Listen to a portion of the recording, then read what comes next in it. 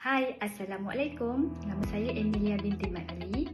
Saya adalah pelajar OUM ambilan Januari 2025 dan untuk subjek kemahiran belajar abad ke-21 OUMH 1603. Hari ini saya akan berbincang tentang tajuk keperluan perkembangan pendidikan digital dan kemahiran yang diperlukan dalam abad ke-21.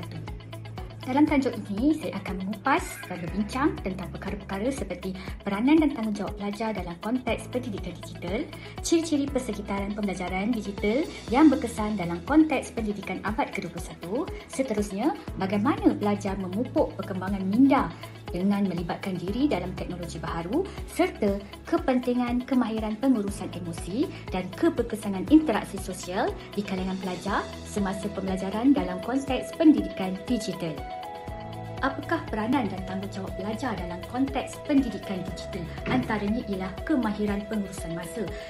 Kemahiran pengurusan masa adalah pelajar perlu bijak menguruskan masa dengan menyusun jadual belajarnya sendiri, di mana pelajar perlu menghadiri kelas online, menyusun masa untuk menghadiri forum perbincangan serta menyelesaikan tugasan mengikut tempoh masa yang telah ditetapkan. Selain itu, pelajar juga perlu bijak menguruskan masa antara kerjaya, antara pendidikan dan juga peribadi. Dengan adanya jadual belajar sendiri serta pengurusan masa yang bijak menjadikan pelajar lebih bersemangat dan lebih tersusun jadual pembelajarannya. Selain itu, peranan dan tanggungjawab pelajar dalam konteks pendidikan digital antaranya ialah mengetahui etika pendidikan digital, di mana pelajar perlu memastikan sumber yang diterima adalah sumber yang sah dan seterusnya tiada unsur plagiarisme atau menyalin hasil kerja orang lain. Dan pelajar juga tidak menggunakan aplikasi teknologi untuk perkara yang tidak berkaitan dengan pendidikan. Ciri-ciri lain dalam pembelajaran abad ke-21 adalah pembelajaran kolaboratif dan interaktif, di mana dengan penggunaan aplikasi seperti Zoom, Google Meet dapat membantu pelajar untuk berhubung antara satu sama lain walaupun dalam jarak yang berbatu-batu. Selain itu, dengan adanya penggunaan aplikasi seperti Padlet dapat membantu pelajar untuk berkongsi bahan pembelajaran dengan pelajar-pelajar yang lain.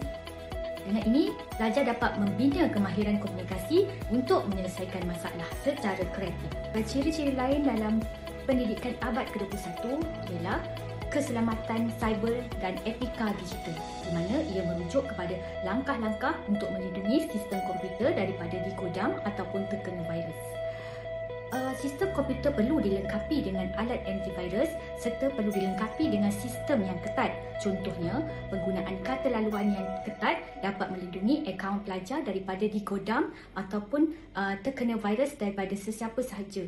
Bagaimana pelajar dapat memupuk perkembangan minda dalam teknologi baru dengan berkesan?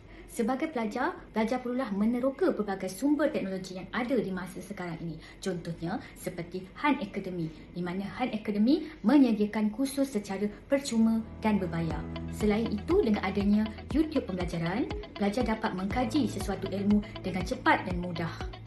Selain itu, meningkatkan kemahiran kolaborasi dan komunikasi. Contohnya, dengan penggunaan Google Classroom, Google Teams, pelajar dapat berkongsi dokumen untuk aktiviti kolaborasi. Selain itu, forum perbincangan, pelajar dapat bertukar-tukar idea dan pandangan antara satu sama lain. Selain itu, kepentingan lain adalah dapat meningkatkan motivasi kendiri. Dengan cabaran belajar secara kendiri menjadikan pelajar lebih bermotivasi. Motivasi kendiri dapat menjadikan pelajar lebih bersemangat. Tanpa motivasi menyebabkan pelajar kurang bersemangat dan tidak fokus dalam pembelajarannya.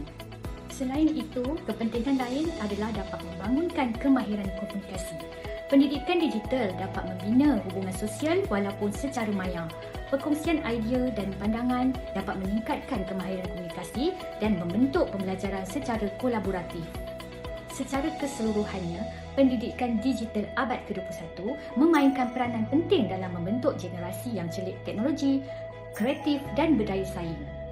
Dengan kemajuan teknologi menjadikan pembelajaran lebih fleksibel, interaktif dan mudah diakses. Oleh itu, semua pihak haruslah mengadaptasi perubahan ini bagi memastikan pendidikan terus kekal relevan dalam menghadapi cabaran masa hadapan. Sekian daripada saya. Terima kasih.